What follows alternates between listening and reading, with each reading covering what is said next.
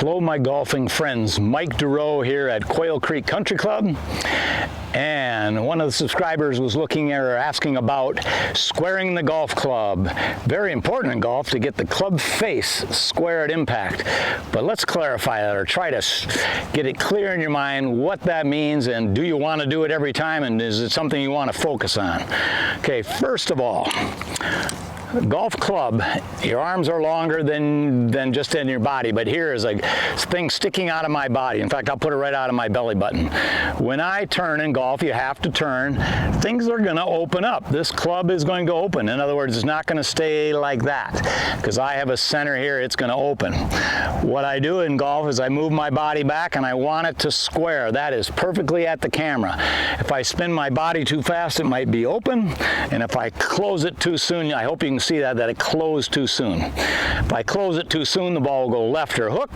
If I leave it open, it'll be out to the right or slice, and we want it to be pretty much square if you want to hit a straight shot. But guess what? Straight is the hardest shot to hit over and over and over.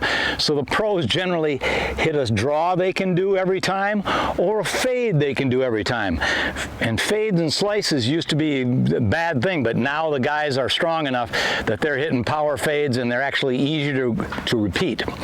But okay, how do you get it square, and do you want to, and is it something you should focus on? Let's clarify. Okay. There's the club face, which is 40 inches away from you or so, and then there's the chest and hips, belly button and chest. Okay, so you have a relationship to get back to square.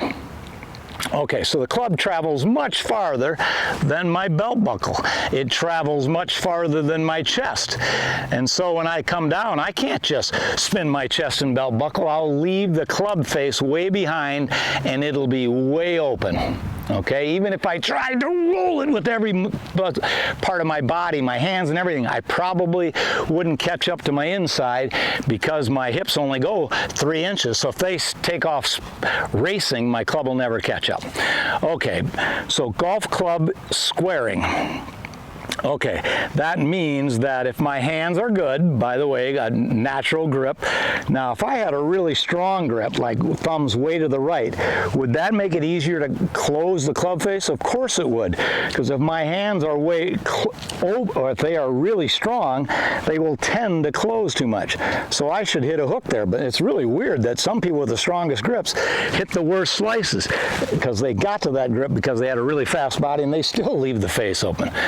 But arms want to catch up to your chest, and arms do want to rotate. Believe me, when the weighted object on the end of this stick catches up to my chest, my arms, if you relax, want to rotate. So you have to talk to your arms about rotating?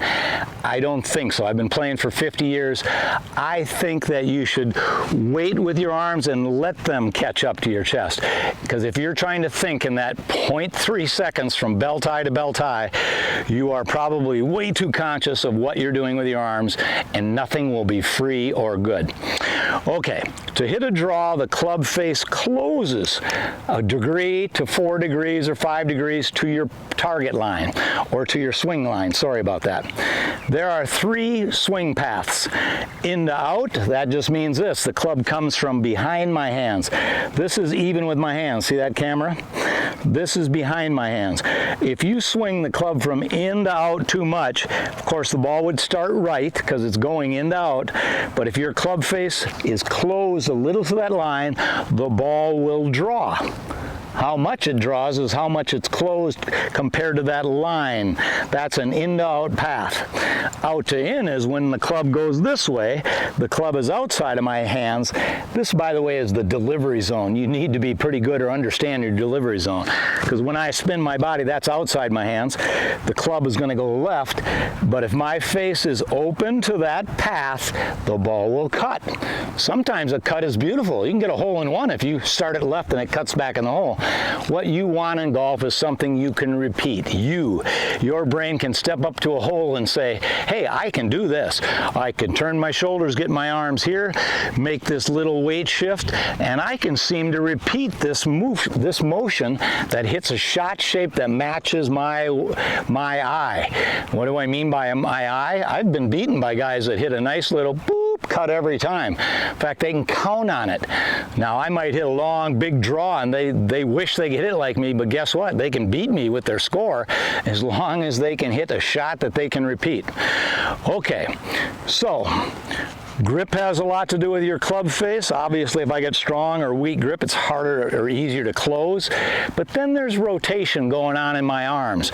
And I'd like you to think of 4 or 5 inches above and below your elbow joints, because good players square the golf club right down here by twisting their forearms down.